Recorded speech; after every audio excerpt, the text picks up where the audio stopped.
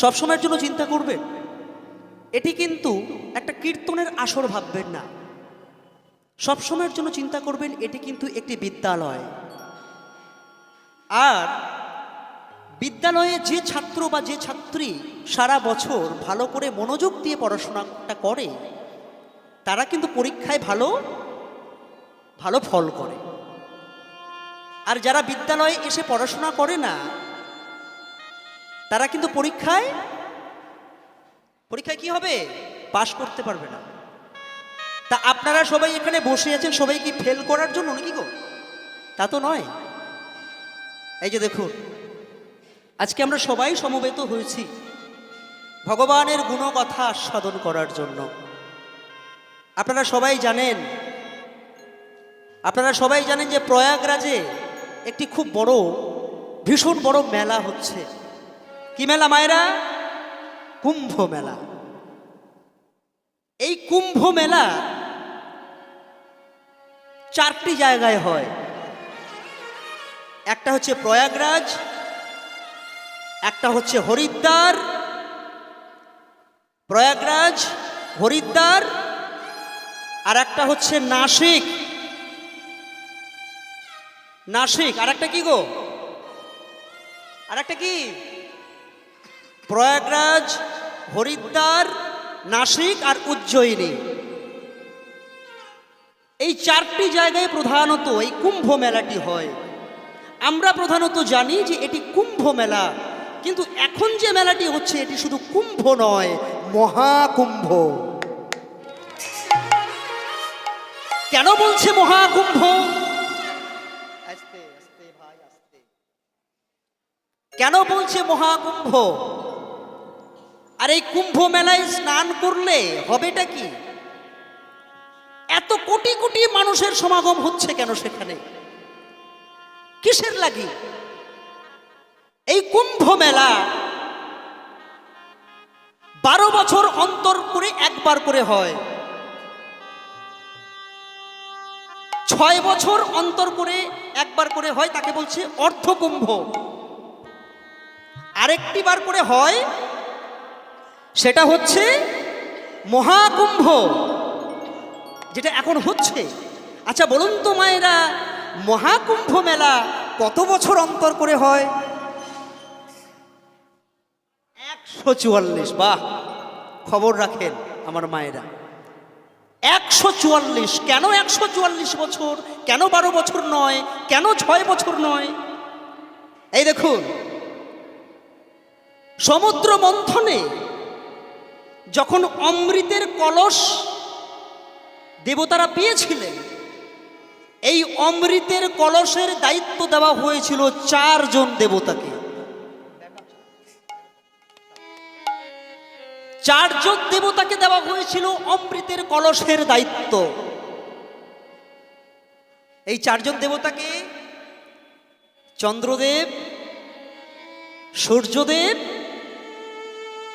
বৃহস্পতি আর শনি দেবতা। এই 4 জন ছিলেন ওই অমৃত কলসের ধারণ করার দায়িত্ব। আর 4 ফোঁটা দায়িত্ব, মানে 4 ফোঁটা অমৃত পড়েছিল এই 4টি জায়গায়, প্রয়াগরাজ, হরিদ্বার, উজ্জয়িনী, আর একটা কি বললাম, নাসিক।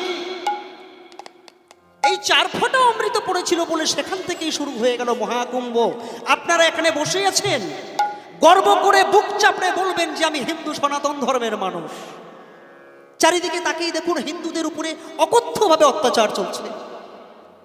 দেখুন তাকিয়ে বাংলাদেশের দিকে ফিরে তাকান, কি অবস্থা দেখুন সেখানে। হিন্দুরা চারিদিকে আক্রান্ত হচ্ছে কেন? একটা কথা শুনে রাখুন, এই যে মহাকুম্ভ মেলাটি হচ্ছে না, পৃথিবীর সমস্ত ধর্মের রেকর্ড ভেঙে দিয়েছে একদিনে। কেন জানে? শুনে রাখুন, আজকের যে কথাগুলি বলে যাব, সেই কলকাতা থেকে অনেক কষ্ট করে এসেছি আপনাদের চরণধুলি পাওয়ার জন্য মা। আজকের যে কথাগুলো বলে যাব সেগুলো বাস্তব জীবনের সঙ্গে মিলিয়ে নেবেন, কোনোদিন কেটে দিতে পারবেন না। এই দেখুন, এই যে কিছুদিন আগেই শুরু হয়ে গেছে মহাকুম্ভ প্রথম দিনেই কত মানুষের সমাগম হয়েছে জানেন? 4 কোটি মানুষ। 4 কোটি মানুষের সমাগম হয়েছে জেরুজালেমে, যেখানে খ্রিস্টানদের ধর্ম পালন করা হয়। যীশু খ্রিস্টের জন্মস্থান যেখানে জেরুজালেম, সেই জেরুজালেমে যখন খ্রিস্টানদের ধর্মীয় অনুষ্ঠানটা হয়, সেখানে সর্বোচ্চ ভক্তের সমাগম ঘটেছিল মাত্র 40 লাখ। 40 লাখ।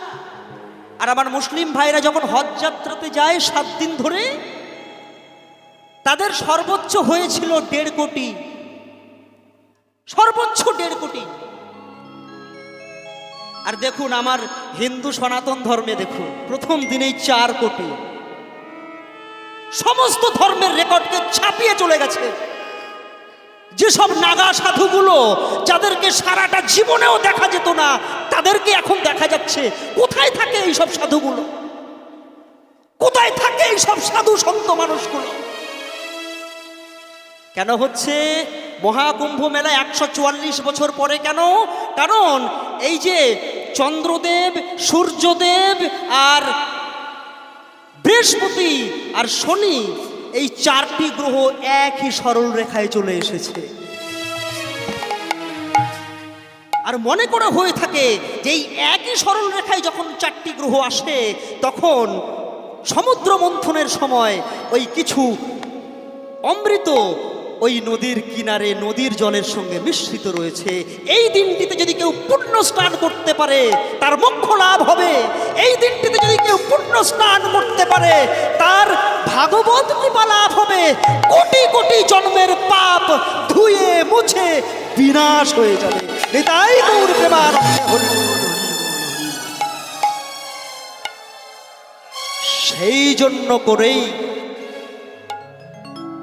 সেই জন্য করেই কোটি কোটি মানুষ, কোটি কোটি ভক্ত আসছে সেই প্রয়াগরাজে স্নান করার জন্য, মোক্ষ লাভের উদ্দেশ্যে, ভগবানকে কৃপা করার উদ্দেশ্যে, ভগবানকে পাওয়ার লালসা।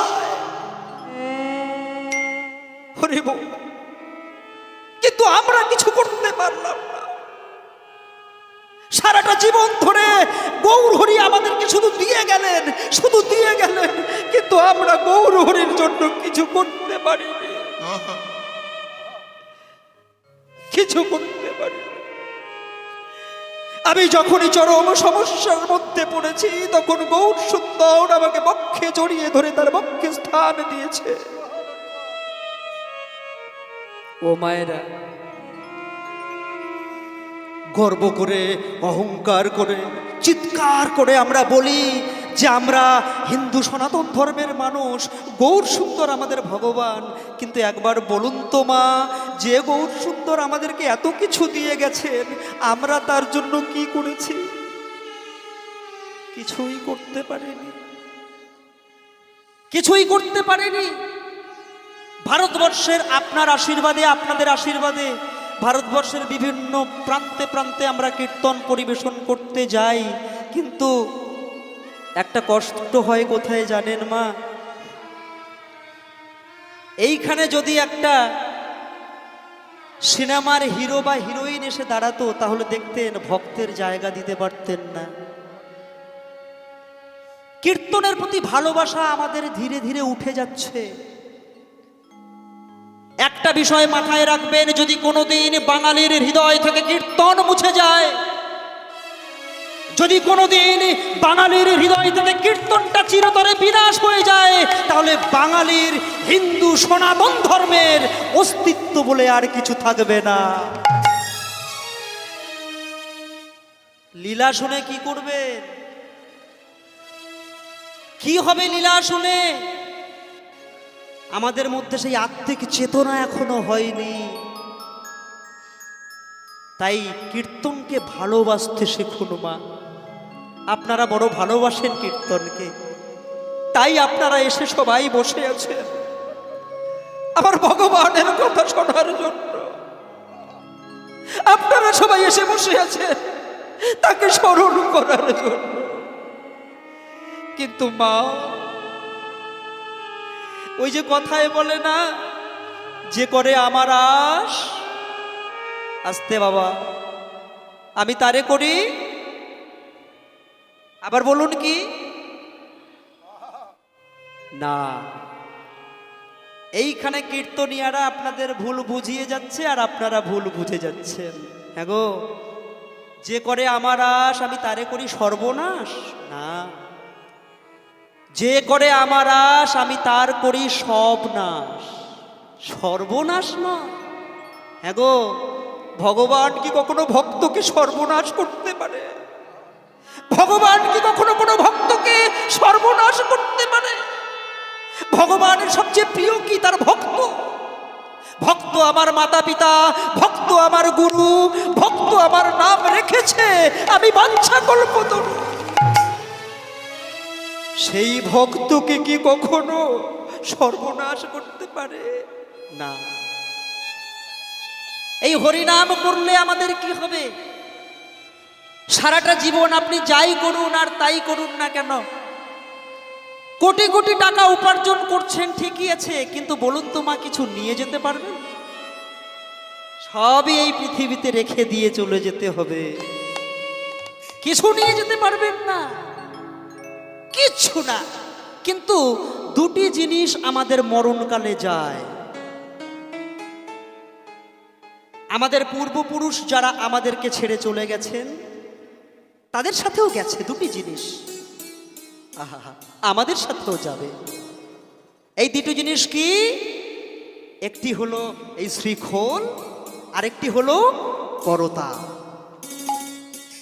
এই দুটি জিনিস যায়। আপনারা সবাই জানেন, ও মায়েরা, আপনাদের এদিকে হয় কি জানি না, আপনাদের এদিকে হয় কি জানি না, তবে আমাদের ওই দিকে হয়। মানুষ মারা গেলে খোল আর করতাল বাজাতে বাজাতে তাকে নিয়ে যাওয়া হয়। আপনাদের দিকে হয়? হয় বা খোল করতাল বাজাতে বাজাতে নিয়ে যান, তাই তো? আচ্ছা, কেন খোল করতাল বাজাতে বাজাতে নিয়ে যাব? এইখানে আমার প্রশ্ন, কেন খোল করতাল বাজাতে বাজাতে নিয়ে যাব কেন? দুর্গাপূজা যখন হয়, দুর্গা ঠাকুরকে যখন আমরা বিসর্জন দেই, তখন তো আমরা ওই লরিতে করে বড় বড় ডিজে বক্স বাজিয়ে নাচতে নাচতে বিসর্জন দিতে যাই। তা মানুষ যখন মারা যায়, তাই খোল করতালটা না নিয়ে গিয়ে ডিজে বাজিয়ে বাজিয়ে গেলে হতো না? হ্যাঁ গো মা, বলছে না। শেষ যাত্রাকালে দুটি জিনিস যায়। কি যায় গো? বলে আমার প্রাণ যাবে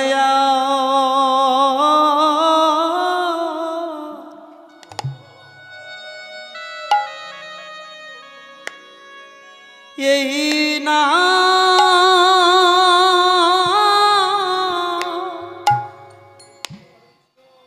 নাম যাবে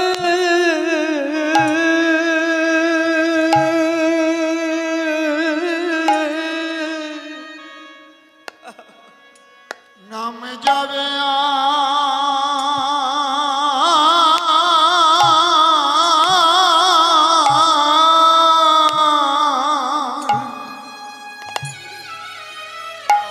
আর না হরি বল, হরি বল।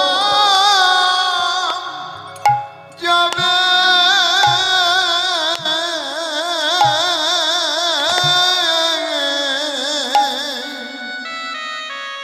আমাদের প্রাণ যাবে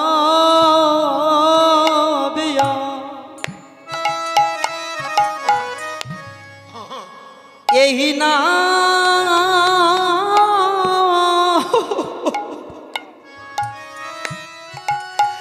নাম যাবে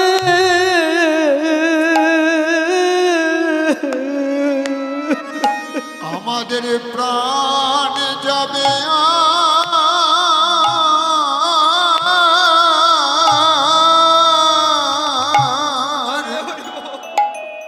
আর না যাবে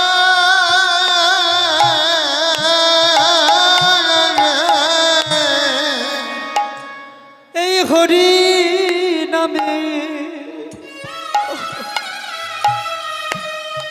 হরি নামে মাতিয়ে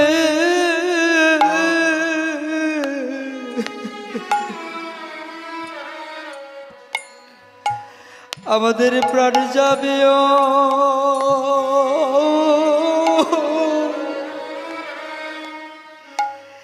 এই নাম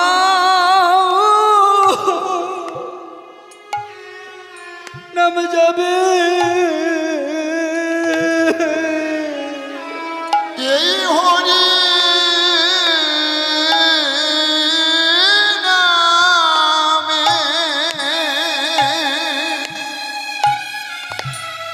মাতিয়ে দিয়ে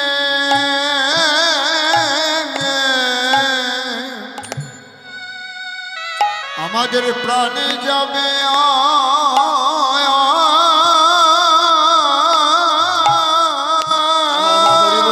হরি বল হরি বল আর না যাবে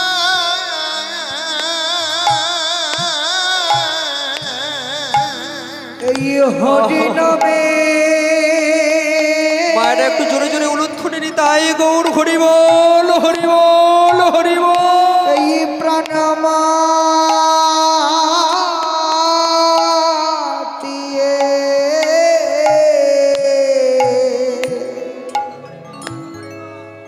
এই প্রাণ যাবে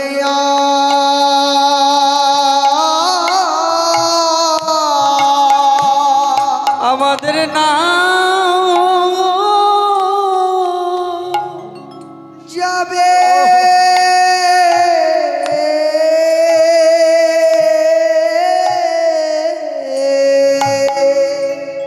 শেষের দিনেই হরিনাম ছাড়া সাথে আর কিছু যাবে না মা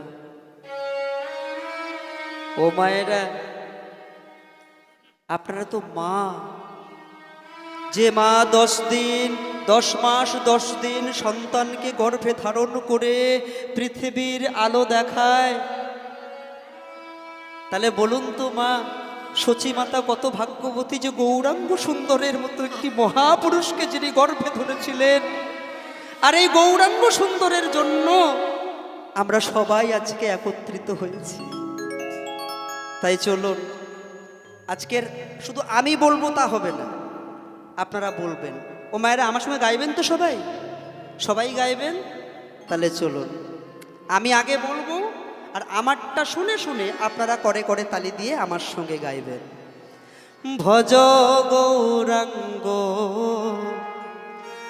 কহ গৌরাঙ্গ লহ গৌরাঙ্গের নাম রে ভজ গৌরাঙ্গ কহ গৌরাঙ্গ লহ গৌরাঙ্গের নামে রে ভজ গৌরাঙ্গ লহ গৌরাঙ্গ লহ গৌরাঙ্গের নাম রে ভজ গৌরাঙ্গ লহ গৌরাঙ্গ কহ গৌরাঙ্গের নাম রে ও মায়েরা আপনারা বলছেন সবাই বলছেন তো এই তোমরা কেউ বলো না দেখি বলুন ভজ গৌরাঙ্গ লহ গৌরাঙ্গ কহ গৌরাঙ্গের নাম রে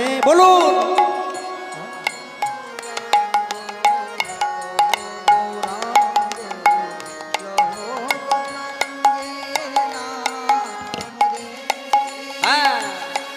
যে জন গৌরাঙ্গ ভজে সে হয় আমার প্রাণ রে বলুন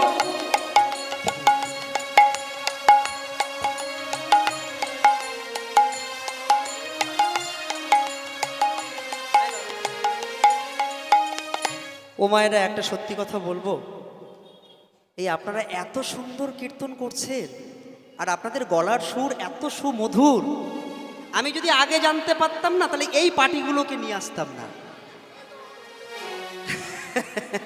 সত্যি আমি যদি আগে জানতাম তাহলে এগুলোকে আনতাম না, আপনাদেরকে নিয়ে কীর্তন করতাম।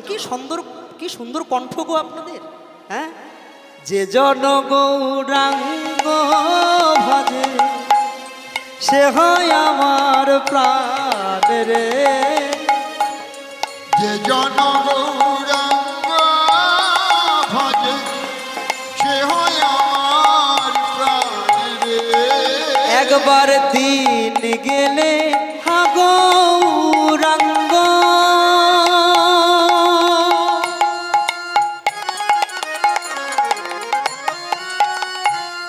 যে বলে একবার রে দিন গেলে হা গৌরাঙ্গ,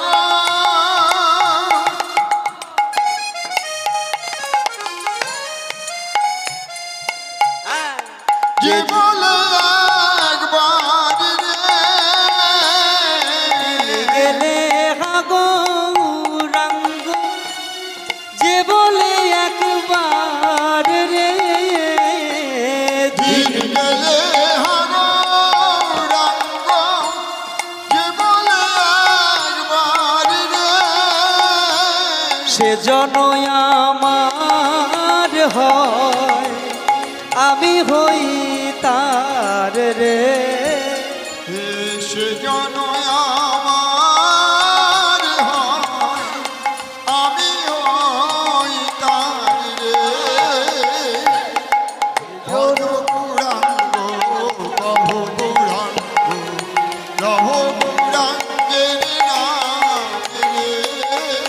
ভজ সবাই মিলে বাহু তুলে করে করে তালি দিয়ে গৌরাঙ্গ কহো গৌরাঙ্গের নাম রে। ভজ গৌরাঙ্গ কহ গৌরাঙ্গ, লহ গৌরাঙ্গের নাম রে। ও মায়েরা আনন্দ হয়েছে? আচ্ছা, কাদের কাদের আনন্দ হয়নি দেখে একটু উলুধ্বনি করুন।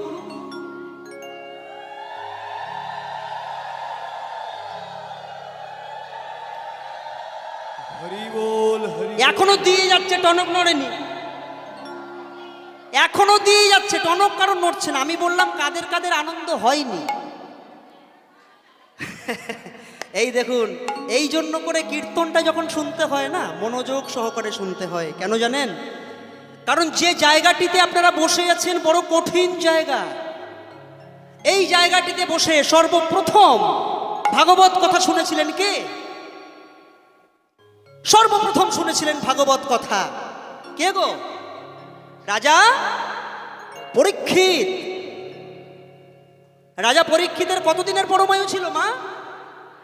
কেন 7 দিন?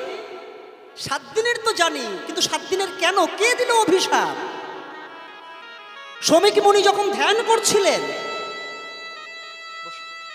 শমিক মুনি যখন ধ্যান করছিলেন,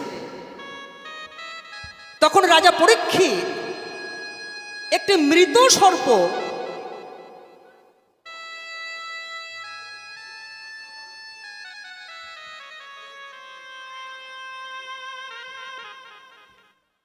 শমিক মুনি যখন ধ্যান করছিলেন, তখন রাজা পরীক্ষিত একটি মৃত সর্প ওই শমিক ঋষির গলায় জড়িয়ে দিয়েছে। কিন্তু তাতেও শমিক মুনির ধ্যান ভঙ্গ হলো না। শমিক মুনির পুত্রের নাম ছিল শৃঙ্গী। শুনে রাখুন, এই যে মায়েরা এদিকে তাকান, ওদিকে কিছু না, প্রসাদ সবাই পাবেন, সবার কাছে প্রসাদ পৌঁছে যাবে, এদিকে মন রাখুন। শমিক মুনির পুত্রের নাম হচ্ছে শৃঙ্গী।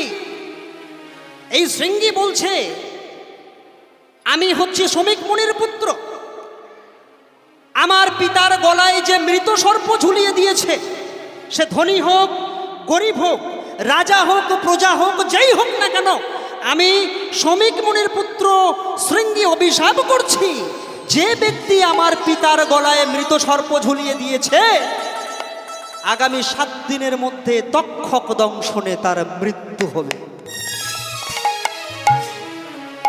তাহলে অভিশাপটা দিল কে মা? শৃঙ্গী। এবার অভিশাপ যখন দিয়েছে, ফল তো ফলবেই। রাজা পরীক্ষিত যখন জানতে পারলেন, যে আমি পাপ করেছি, আমার অভিশাপ হয়েছে, আমার রোগ তো হয়েই গেছে। তাহলে রোগ হলে মানুষ কোথায় যায়? ডাক্তারের কাছে যায়। হ্যাঁ, সেই রাজা পরীক্ষিত চললেন ডাক্তার বাবুর কাছে। এখানে ডাক্তার বাবু কে গো? এখানে ডাক্তার বাবু কে? সুখদেব গোস্বামী প্রভু। সুখদেব গোস্বামী প্রভুর কাছে গিয়ে বলছে, হে সুখদেব গোস্বামী পাদ, আপনি আমায় বলে দিন, আগত মৃত্যুমুখী জীবের প্রথম কর্তব্য কি? ও মায়েরা, একটা কথা জেনে রাখো, শুধুমাত্র রাজা পরীক্ষিতের 7 দিনে মৃত্যু হয়নি বা হবে না। আমরা এখানে যারা বসে আছি সবার 7 দিনের মধ্যে মৃত্যু হবে, সবার। কি করে 7 দিন? না, যেদিন আমরা মারা যাব সেদিন হয় শুক্রবার, না হয় শনিবার, না হয় রবিবার, না হয় সোম, মঙ্গল, বুধ, বৃহস্পতি। এই 7 দিনের মধ্যে আমাদের মরতে হবে। তাই আমাদের সকলের প্রতিনিধি হয়ে রাজা পরীক্ষিত গেলেন সুখদেব গোস্বামীর কাছে। তিনি বললেন যে, হে সুখদেব গোস্বামী পাদ, আগত মৃত্যুমুখী জীবের প্রথম কর্তব্য কি? সুখদেব গোস্বামী বললেন, আগত মৃত্যুমুখী জীবের প্রথম কর্তব্য হলো হরিগুণ কীর্তনম। এই হরিনাম ছাড়া জীবের পরিত্রাণ পাওয়ার আর কোনো রাস্তা নাই। তাই সেই হরিনাম সারা বিশ্ব জুড়ে চলছে, আমরা সবাই আস্বাদন করছি। আজকের মহাপ্রভুর ভাবটি দেখেই আমরা বুঝতে পারবো যে বৃন্দাবনের কোন লীলা এখানে আস্বাদিত হতে চলেছে। মহাপ্রভুর হাতে আমরা কলম দেখেছি, মহাপ্রভুর হাতে আমরা গ্রন্থ দেখেছি, মহাপ্রভুর হাতে আমরা বাঁশি দেখেছি, কিন্তু কেউ কখনো মহাপ্রভুর হাতে লাঠি দেখেছেন? এমন একটি লীলা আজকে আমরা আস্বাদন করব। ও মায়েরা, এই লীলাটি শুনতে গেলে খুব সাবধান হয়ে শুনতে হবে, খুব সাবধান। এই দেখুন, আজকের মহাপ্রভু লাঠি হাতে দাঁড়িয়েছে বৃন্দাবনের পথে। হে কলির জীব, তোমরা আমাকে কিছু দাও। হাত পেতে দাঁড়িয়েছে, কিছু দাও। কি দেব? মহাপ্রভু কি চাইছেন? বলে, শোনো, বহুদিন তোমরা ফাঁকি দিয়েছো, কিছু দাওনি, কর ফাঁকি দিয়েছো, তাই আজকের তোমাদেরকে কর দিতে হবে। ও মায়েরা, নিজের টাকা পয়সা খরচ করে বাড়ি করছেন, তার জন্য সরকারকে কর দিতে হচ্ছে না? হচ্ছে। নিজের পয়সা খরচ করে জমি কিনছেন, তার জন্য সরকারকে কর দিতে হচ্ছে না? কর দিতে হচ্ছে। কিন্তু একবার ভেবে দেখুন তো মা, ভগবান যে এত সুন্দর একটি দেহ বাড়ি তৈরি করে দিয়েছে, এই শরীর মানব দেহ তৈরি করে দিল, তার জন্য ভগবানকে আমরা কি দিলাম? তাই আজকের মহাপ্রভু এসেছেন, আমাকে দান দাও, কর দাও। অনেক দিন তোমরা কর ফাঁকি দিয়েছ, কিন্তু আর তোমাদেরকে ছাড়বো না। ও মায়েরা, যে কর অনেক দিন দেওয়া হয়নি, কি হয়? সেই করের উপরে কর জমে না?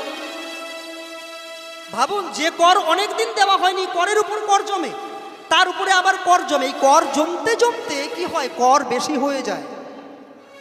তাই সারাটা জীবন ধরে আমরা ভগবানকে কিছু দিতে পারিনি। তাই আজকের মহাপ্রভু এসছে, এইবারে দাও।